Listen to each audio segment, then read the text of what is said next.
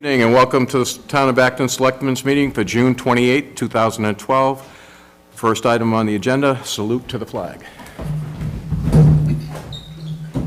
I pledge allegiance to the flag of the United States of America and to the republic for which it stands, one nation, under God, indivisible, with liberty and justice for all.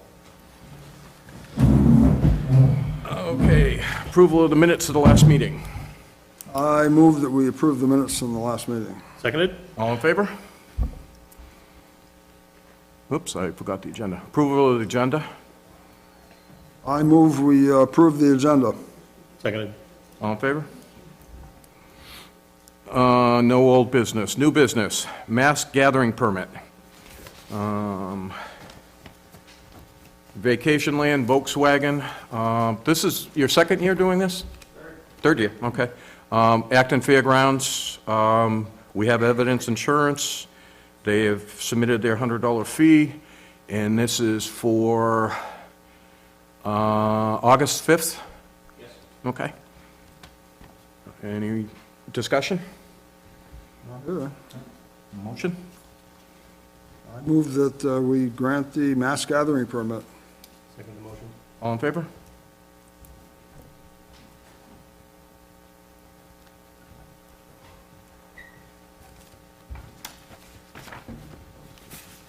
Remember there's two so that he can take his with him.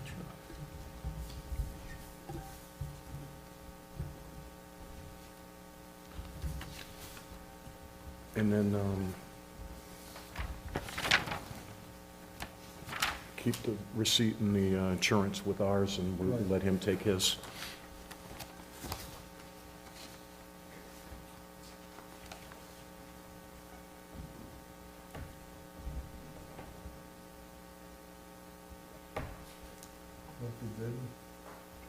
Yeah. You say 28?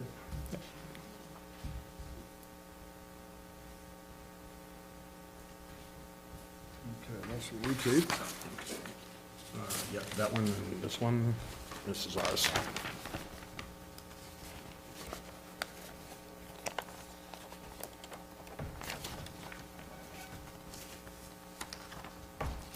Beautiful. Yours is his. Thank you, ma'am. Okay, Mr. Paul.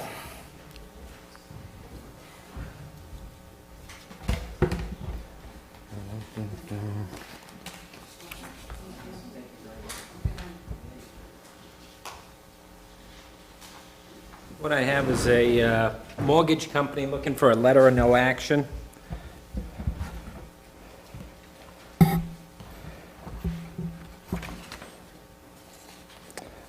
The camp was built back in 1985, and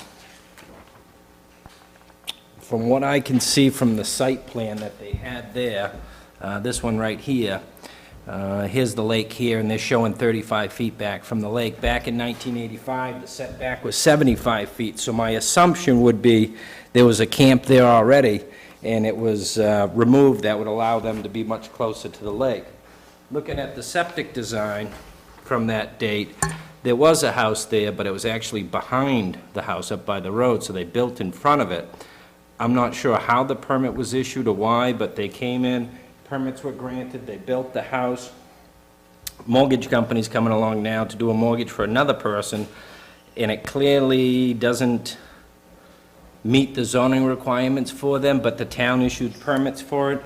So what the letter of no action is, basically stating that this board today doesn't intend on taking any action against it. That doesn't tie the hands for the board tomorrow if you get new information or a new board comes along or something. We haven't done these for quite a while because most mortgage companies won't accept a letter of no action. It's very risky to write a $300,000-$400,000 mortgage on a letter like this. So they had the closing before they looked at all the information. So I think that's why they're accepting the letter at this time here. Oh, if they had discovered this before, they Yeah, I think dispersed so. the funds, and they Yeah. brought, okay. Yeah, so, Closing's all been done. Homeowners are all I'm not sure the state that it is at. I know the title company and the attorneys were very leery of what they had done there. So You're recommending that we should just sign this for them? correct, yeah. It doesn't tie your hands in the future, and it allows them to proceed with the mortgage. Entertain a motion? Motion that we accept the letter of June 28th from the code officers, Ken Paul, Code Enforcement Officer. I'll second. All in favor?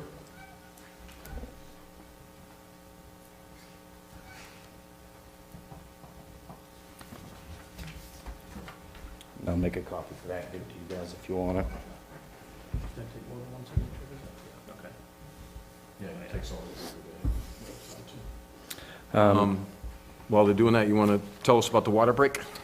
Surf Pro's coming in tomorrow, take care of that. So Surf Pro's just gonna open walls up and dry things out. They're gonna leave the dehumidifiers, fans and stuff like that running over the weekend.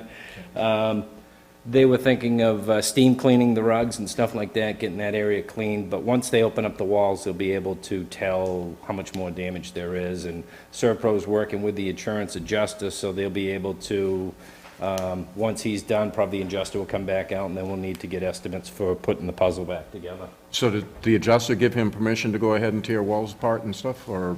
That's what I'm assuming. Okay. So I can double check with him to make sure, but they work very closely with the insurance company, so usually Servpro doesn't come out until they've got a credit card or something like that, or at least verification from the insurance companies. And that's usually the way it's done anyways for any kind of thing like that, right? The water damage, yeah. The big concern I had was all the paperback drywall up in the ceilings and stuff like that, that creating mold in the next, year or so. So we'll have them get it out there. The textured ceilings are gonna be really, really tough to replace down there, I think, but. Did you mention that to the adjuster? Adjuster, yeah, we gave him all the photos and stuff like that, so we'll What would see. the difference be between putting a hung ceiling and replacing this? It all depends on how much they're going to grant us to replace. So once we rip it apart, we'll know if water was coming everywheres and they need to pull that down in the insulation that's up in there. But the drop ceiling would be the ideal thing to do in the future. If we've got enough money to do it now, that'd be great.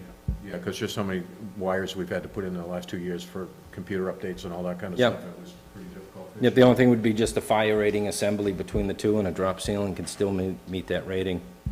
So, all right. Thank you. All right, thank you, Kenny. Have a good evening. Just so everybody knows, we had a pipe leak in the main hallway out there. We're under one of the sinks, a pipe burst, and it drained down into the code enforcement office, secretary's office, all over the rugs, and onto a copy machine. So the insurance agency is in here working with Service Pro to clean that up. And Kenny's in charge of that, so we asked him to give us an update on that. All right, the next thing is the Animal Welfare Society contract. Our animal control officer, anytime he has to pick up animals, takes them over to the Animal Welfare Society over in West Kennebunk, Maine. And so we have a contract with them, as do most towns around, and it's based on the population times $1.28 per person in town. So it comes out to about $3,144.40. We need to have this in order for our dog officer, our animal control officer, to have someplace to take the animals. So I'll entertain a motion. I move that we accept the Animal Welfare Society, Inc. Letter. Second. All in favor? Let's see.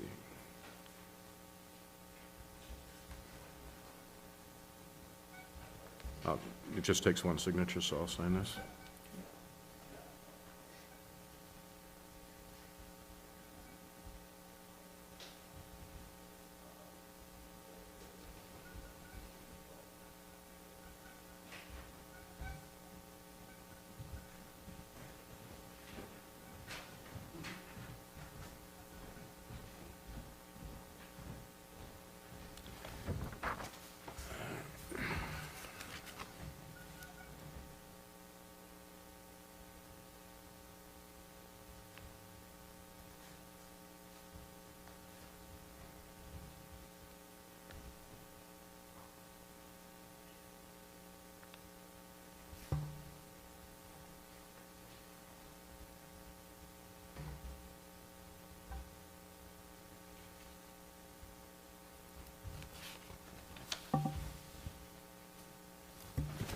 just sign that part.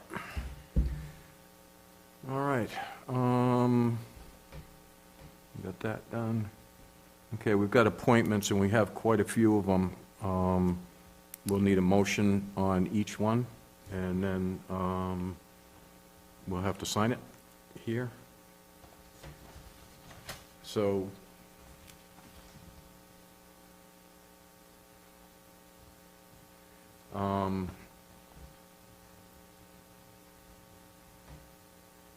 first one is Steve McDonough for Deputy Code Enforcement Officer, Local Plumbing Officer.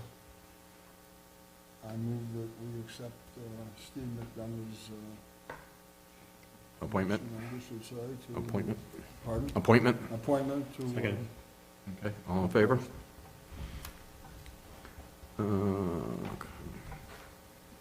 I'll keep them going while we're signing them, so it won't take too long. Next one is for Robert Anderson for Constable. I move that we accept the appointment of Robert Anderson as Constable of Acton. Second. All in favor?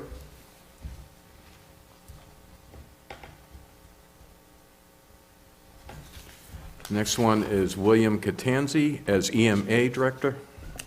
I move that we accept William McKenzie as EMA. EMA Director. Second. All in favor? Next, whoops, I didn't sign that one.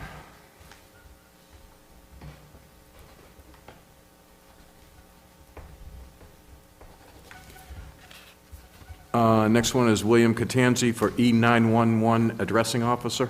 I move we accept William McKenzie as what? E911. E911. E911 Addressing Officer. Second. All in favor?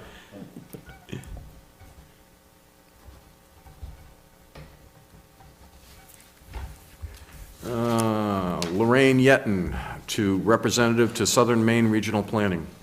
I move that we accept Lorraine Yetton's application to, or to appoint as representative to Southern Maine Regional Planning.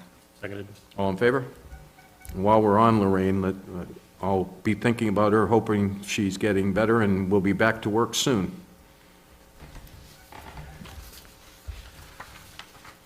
Next one is to Thomas Cashin, representative to Southern Maine Regional Planning Committee until June 30th, 2013. I move we accept Thomas Cashin as representative to Southern Maine Regional Planning Committee. Seconded. All in favor?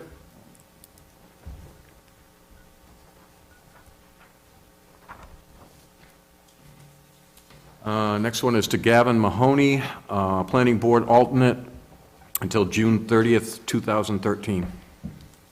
I move we accept Gavin Mahoney as Planning Board alternate. Seconded. All in favor?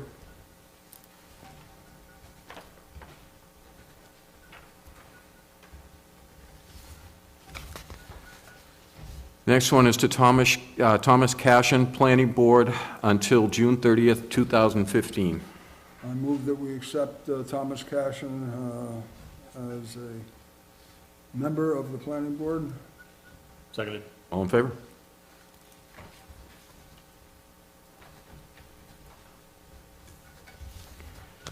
Next one is Yoli Gallagher to the Planning Board until June 30th, 2014. I move we accept Yoli Gallagher as a member of the Planning Board. Seconded. All in favor?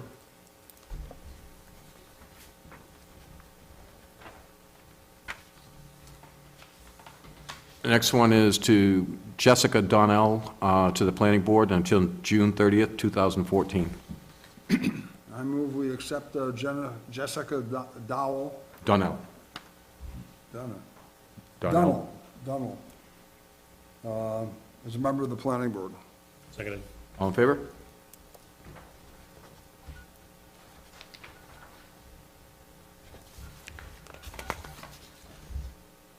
Next one is Robert Smith as a Planning Board alternate until June 30th, 2013. I move we accept Robert Smith, Planning Board alternate. Seconded. All in favor?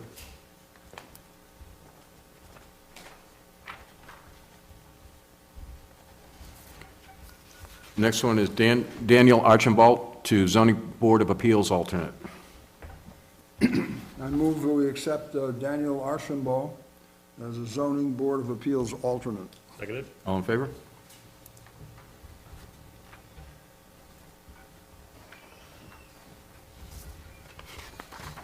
Next one is Frank Verrock to the Conservation Committee. I move we accept Frank Verrock. Varick Yeah. as a member of the Conservation Committee. Seconded. All in favor?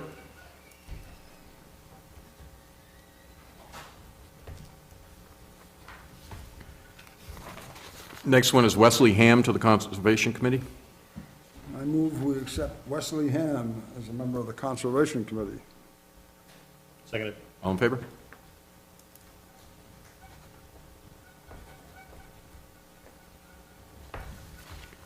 Next one is to Carl Davis to the Mary Grant Committee.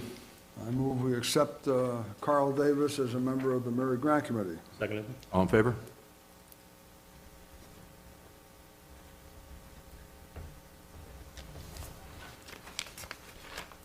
Next one is Eric Gallagher to the Mary Grant Committee. I move we accept Eric Gallagher as a member of the Mary Grant Committee. Seconded. All in favor?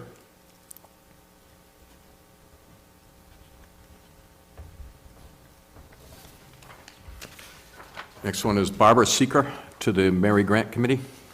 I move we accept Barbara Seeker as a member of the Mary Grant Committee. Seconded. All in favor?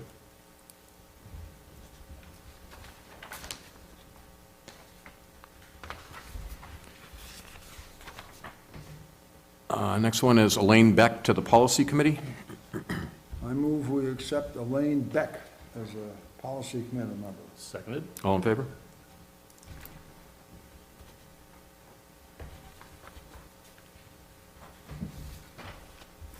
Next one is Debbie Casey to the Policy Committee. I move we accept Debbie Casey as a member of the policy committee. Seconded. All in favor?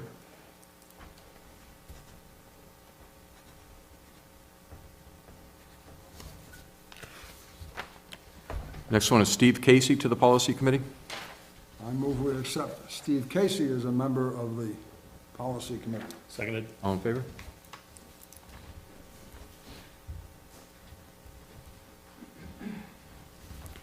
Next one is Virginia Shea to the Policy Committee.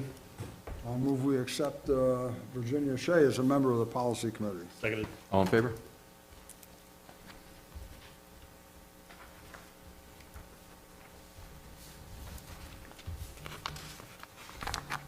Let me see that one. Achilles. Is it? Yes, Gene Achilles. Okay. Next one is Gina Killy to the Zoning Board of Appeals alternate. I move we accept Gene Achilles as a zoning board of appeals alternate. Seconded. All in favor?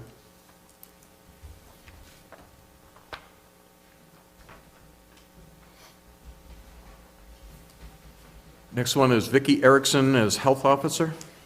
I move we accept Vicki Erickson as health officer. Seconded. All in favor?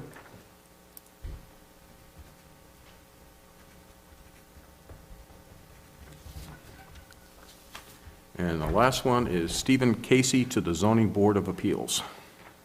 I move that we accept Stephen Casey as a zoning board of appeals member. Seconded. All in favor?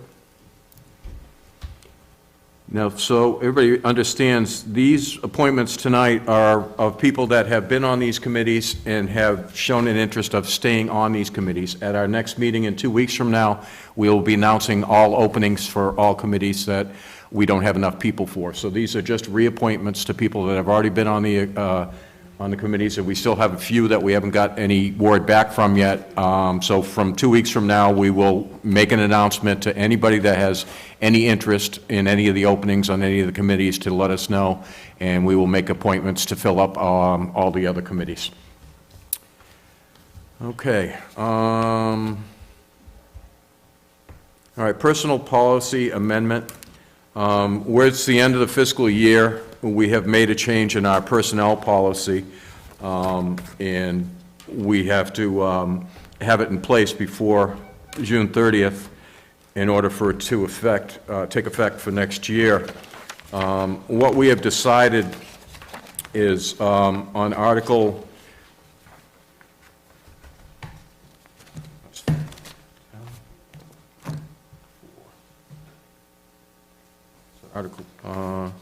Article 10, flexible time off. Paid flexible time off may be used for illness or physical incapacity of such a degree as to render the employees unable to perform the duties of his or her position, unless the employee is capable of other work in his or her division and assigned to such other work, or for personal, medical, or dental appointments, or to care for members of the employee's immediate family affected by serious illness or for bereavement. It may also be used as personal time for matters the employee does not wish to disclose.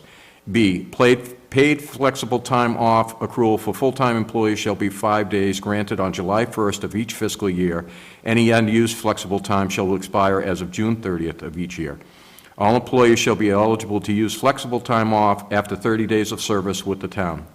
Flexible time off usage shall be recorded regularly by the town treasurer. The town treasurer shall review all flexible time off records periodically and shall investigate any cases which indicate abuse of the privilege. Flexible time off shall under no circumstances be bought back. Flexible time off requests are for more than 3 consecutive scheduled workdays requires approval of the department head. Now, the changes we've made in this were from 12 days of flexible time per year to 5 days. Our employees are considered full-time employees at 25 hours, and so we have a lot of 25-hour-a-week employees who were getting 12 days off, and we just thought it was excessive, so we've changed it to 5 days a year. They'll get them right on the beginning of the fiscal year, and they have the whole year that they can take advantage of those for their individual needs. So I will entertain a motion. Make a motion that we accept the changes in the personnel policy regarding flexible time. Seconded. All in favor?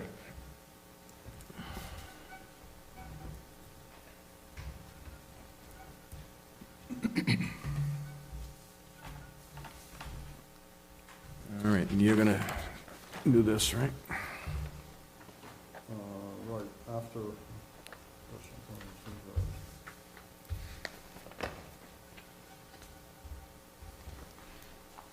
Okay, this is two-piece, right?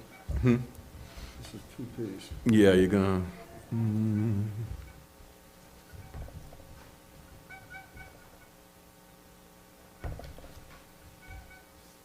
All right, well, we'll start. The gym key cards will come into effect, July 7th? These cards, instead of keys and so forth, just a swipe device, and they cost $4 a piece. So when you sign up for your gym membership, you will be charged $4 for each card you request. Now, family has a family membership. They can get, one card for $4, and the whole family can use it. Conversely, if people feel that they want a card for each member, it would be $4 for each member, or for each card. Also, the gym will be closed the week of July 1st, so that these new card swipe readers and everything can be installed and so forth. So as of July 7th, the new system will be in place and the gym will reopen. The calendar of events and meetings for July is Thursday, July 5th, the planning board meeting, 7 p.m. at Acton Town Hall. Tuesday, July 10th, the policy committee meeting at 7 o'clock at the Acton Town Hall. Thursday, July 12th, is the Board of Selectmen's meeting at 7 o'clock in the Acton Town Hall. Saturday, July 14th, the Town Hall will be open from 9 a.m. to 12 noon. Tuesday, July 17th, the Conservation Committee meeting is at 7 o'clock in the Acton Town Hall. Thursday, July 19th, the Planning Board meeting will be held at 7 p.m. in the Acton Town Hall. Saturday, July 21st, the town hall will be open from 9 a.m. to 12 noon. Tuesday, July 24th, the policy committee meeting will be held at 7 p.m. in the Acton Town Hall. And finally, July 26th, the Board of Selectmen's meeting will be held at 7 p.m. in the Acton Town Hall. Can I just ask one question? Well, not ask, but clarify one thing. On the cards, that's regardless of your status in town, correct? Like some of the fire department members and whatnot, they get their membership for free, is that true? Well, yeah, They get their membership for Right. free, The but they'll card- have to buy the Yeah, cards. the cards now will be $4 a piece across the board, regardless of your status in town. Okay. right. Yeah. Unless we can work it out that the fire department can use their own keys Their own that they key. have for the fire station. Yep. Yep. Let I me just ask wanted a to question clarify too. that. Jennifer, if people leave town, they can turn in their key and get their $4 back, right? Yeah, Yeah. yeah, it's a deposit. Yeah. Yeah, because then we get the $4 from the next person that takes it, so. Okay. All right, action on liquor license for KB Enterprises. Well, I have been looking at the information and so forth that has been put forward for the licensing and inspection. And I've looked at it closely, and I'm suggesting that the board approve or comment on this, and I will read the letter that I have composed. This is to the Department of Liquor Licensing and Inspection. Attention to whom it may concern. The Acton Board of Selectmen has decided to deny the application for a liquor license from KB Restaurants Enterprises Incorporated as submitted by William Palladino, Parts 1A and C. The denial is based on Title 28A, Part 3, Subpart 1, Chapter 27. For example, regarding the character of Mr. Palladino, he has bounced checks, he has a habit of not paying taxes when due, and Mr. Palladino's behavior during his liquor license hearing was terrible. With regard to the manner in which Mr. Palladino has operated his business, corporate dissolution is his habit, such as the following dates that were periods he operated without legal corporation. September 5 of 2007 to October 29th of 2007, September 29th of 2009 to June 11th of 2010, September 28th of 2010 to May 18 of 2012. Further, there is a long list of York County Sheriff's Department's visits for problems. The sheriff has also expressed his concern regarding the motorcycle club, the Diablos, and their alleged use of Willie's as a clubhouse. Taking all these various issues together, the Acton Board of Selectmen has decided to deny the license to Mr. Palladino. This is open for comment and discussion by the board. Let's have a motion first. I'd like to, This isn't a public hearing, but as soon as we're done with this, we do have open mic time. You're welcome to come up and speak at that time. I do believe the applicant has an absolute right to be heard before the board takes any action. We've already had our public hearing, sir. This is our decision based on a public hearing. You have an applicant who was told that action was going to be taken today.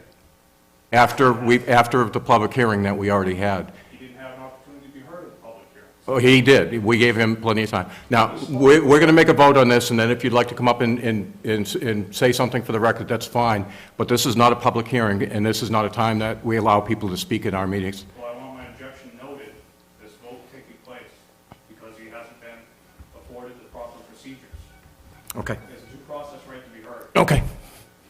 You take a note of that? All righty. Okay, so I'll entertain a motion. And on, There's no discussion? well, we'll have the motion, then we'll have discussion. All right, I move that we agree and sign this letter that is turning down the application for a liquor license for K&B Restaurants. All in favor? Well, discussion. All right, on discussion, I have been in contact with the state, and we decided not to accept the first application because it was not complete. We didn't think we would take an action, and Mr. Palladino and his attorney has decided that we had taken action, so they went to the state and got a temporary license. So we're pretty much out of, we've already, as far as the state was concerned, we've already made a decision when we decided not to take that first application, so he is now working on the process of having a hearing with the state. So what we are doing now is sending this up to the state to let them know how the town feels about the application itself. As far as, we already had a public hearing, even though Mr. Palladino asked not to have a public hearing. We are not required to have a second public hearing. So I feel that we're able to vote on this tonight. Okay. Any other discussion? Okay. All in favor? I note my objection to All in favor? this as well. All right. Okay, now we have any other business. If you would like to come up and speak and be on the record, that's fine.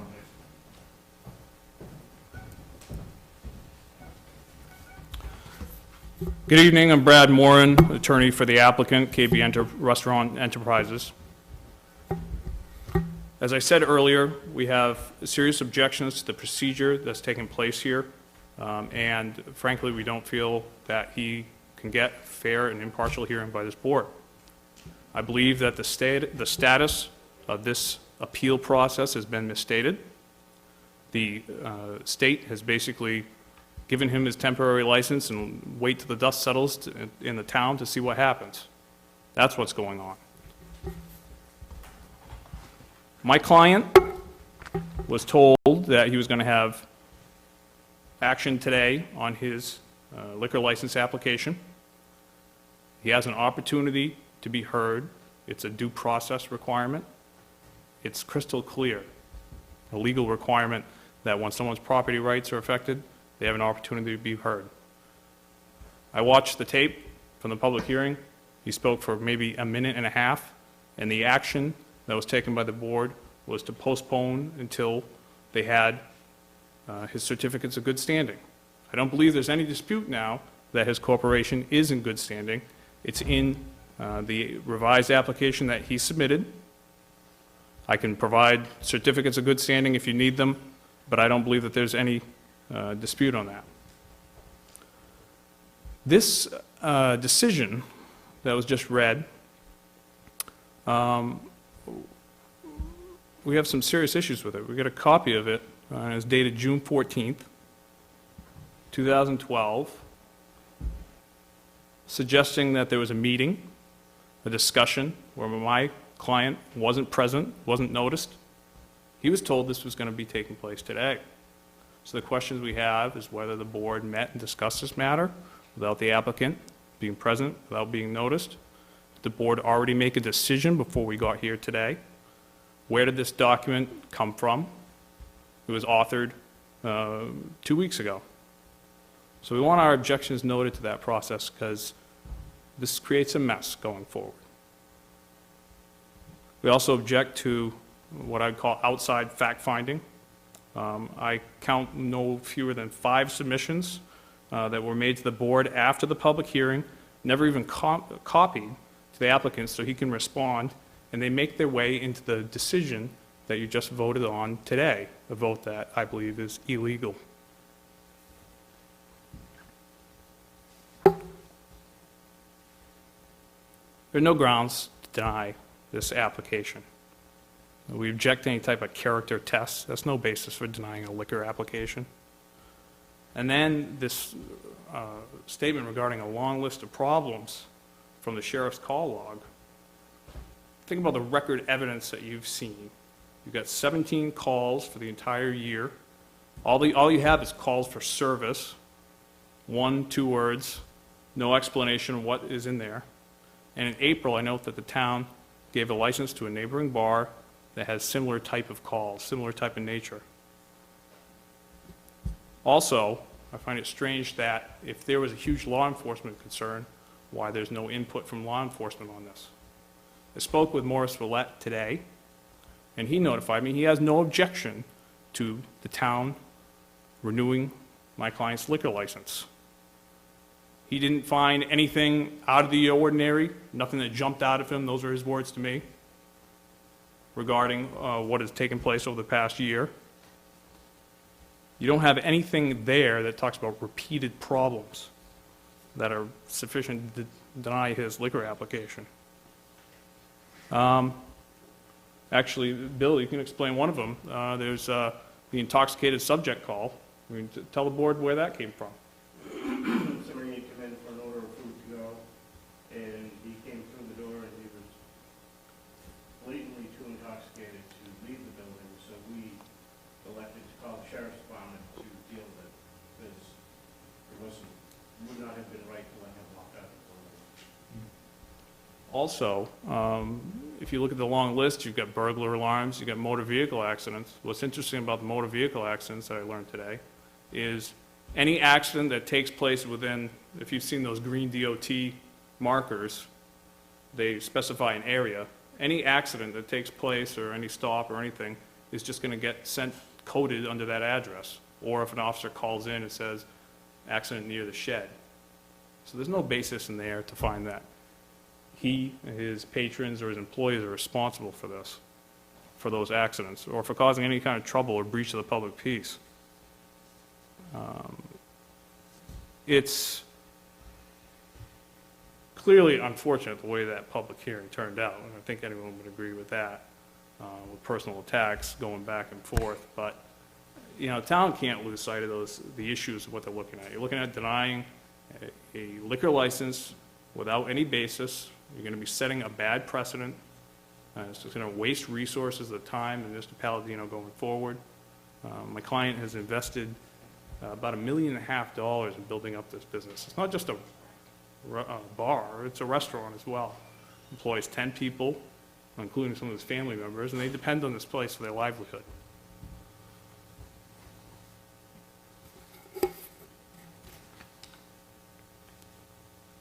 I think that basically sums it up. You've got a case here where procedurally the town has not handled this the right way, and then substantively there's no basis for denying his liquor license in law. So I'd ask the board to reconsider this decision because legally it just doesn't stand. Thank you very much. Any other business? No. Announcements. Bill already said Town Hall closed 4th of July. The transfer station will be opened as scheduled, and then we already did the July meeting schedule. So if there's no other business, I'll entertain a motion. I move we adjourn. Seconded? All in favor? Thank you.